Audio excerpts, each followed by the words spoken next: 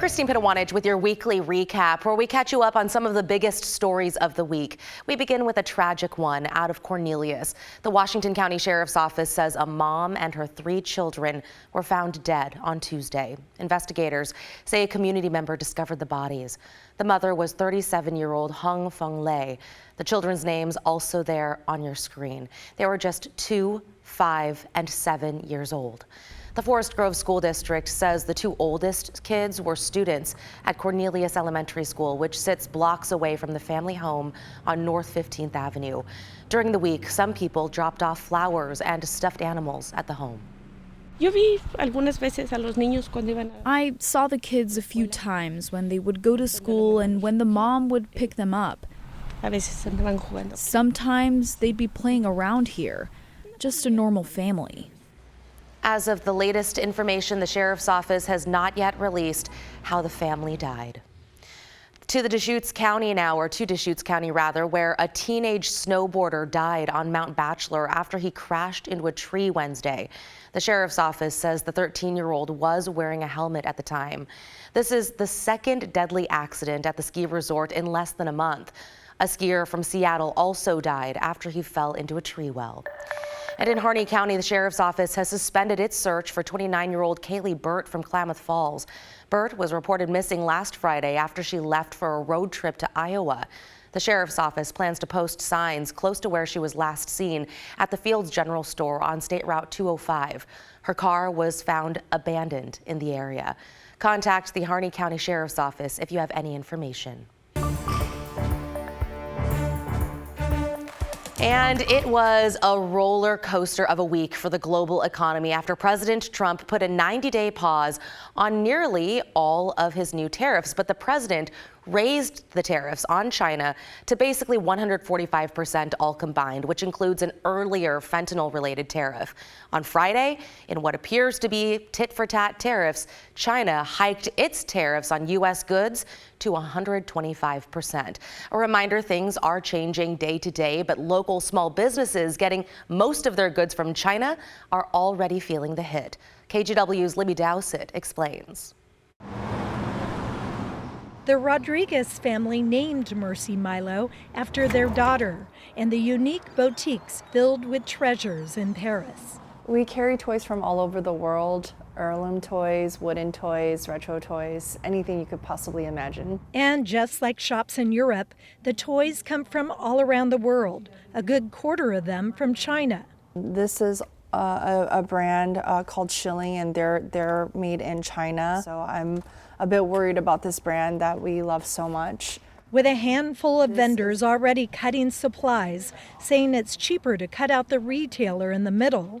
That means that we will definitely not have a lot of our brands that we love and cherish to carry in our store, unfortunately. Caroline says U.S.-made toys are expensive, and most of her U.S. suppliers are now relying on overseas production.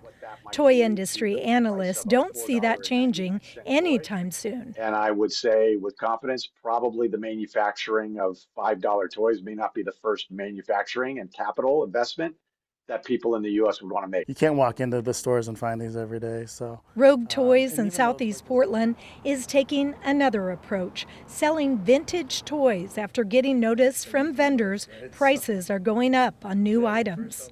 we're a very small business, so we don't want to pay that off to our customer, and it's not something that we can afford those taxes, right? Mike Harsona said he's phasing out the new stuff and struggling with items still in transport. We have product on a container right now that's waiting to come in. We've already paid for that, so we're a little worried about what that's going to come down to as a consumer base. Is that toy going to be now $15, going to $30 or $25? We're looking at, possibly closing within a year or two if this continues. I just don't see a future, in retail or in this economy, unfortunately. Libby Dowsett, KGW News.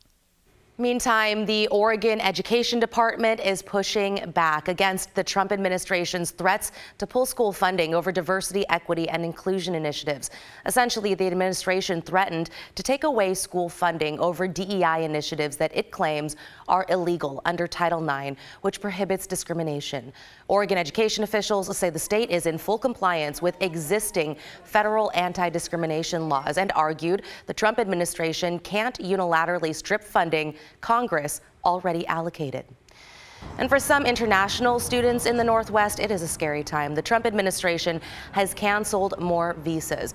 Portland State University confirmed Friday 2 current students and 1 recent graduate had their visas pulled. Oregon State says 10 of its students saw theirs terminated. And at the University of Oregon, the total is now up to 7 visas revoked. Officials there saying the Department of Homeland Security said they were due to, quote, unspecified criminal charges. Some drivers will be out of luck. Oregon DEQ testing stations will be closed through the weekend after a cyber attack Wednesday morning. State officials say as far as they know, there was not a data breach and no personal information was accessed.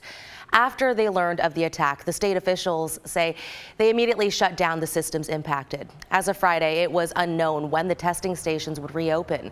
Several drivers tried to stop by the station in Northeast Portland Thursday, only to learn that it was closed. I had to take a day off work. This is the 3rd station. I didn't see on all websites it's showing it's open. I wasted a whole day. I mean, I'm sorry about the attack, but on a personal level, it's you can imagine. It just slows me down. I've been trying to get my registration renewed, get my real ID, get a bunch of stuff updated. It's just obnoxious, I guess. DEQ is trying to figure out how the system got hacked. If you need to contact the DEQ, do not email. Those systems are down. You'll need to call them instead. A Portland family is suing the city for millions of dollars after a massive Doug fir crashed into their home. Before that, the family said they tried in vain to get approval to remove the tree. Catherine Cook spoke to the family's attorney. For more than a year, this house on Southwest Fairvale Drive has sat empty, undergoing repairs. These sections of tree trunk, a reminder of why. During the snowstorm of 2024, a Douglas fir crashed onto the home where Joel and Sarah Bond and their 2 kids were living. In a written account of the incident, Sarah recalled, "I saw wood and debris on the ground, a collapsing roof. I scream my daughter's name. Silence.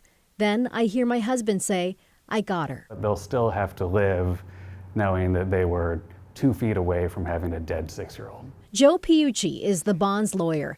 He says less than 2 years before the tree fell, and shortly after the Bonds bought the house, they applied for a permit to remove what they thought was a diseased tree.